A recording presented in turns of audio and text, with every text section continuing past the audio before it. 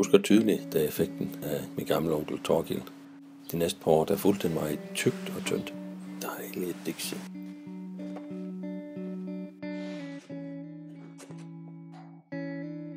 Der var mange andre, de fik en stor ny knallert, når jeg fik lille Dixie.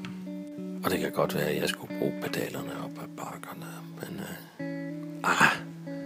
jeg synes, den var fed. Så gik det jo nok et par år, så fik jeg nogle andre interesser. Det var jo ikke fordi, man scorede så mange damer på den der. Og så blev Dixie stille hen. Der har den jo så stået lige indtil nu, men den har været tålmodig og bare ventet på, at jeg skulle komme igen. Det kan godt være, at jeg ikke er helt ung mere, men det hjælper sgu på det, når jeg er ude på Dixie. Jeg ser for mig her til sommer, korte bukser og sandaler med vind i håret. Nå nej.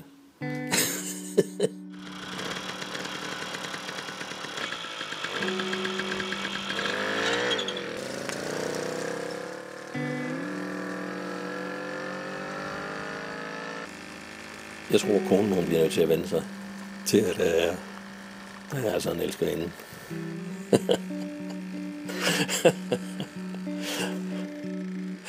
Ha ha.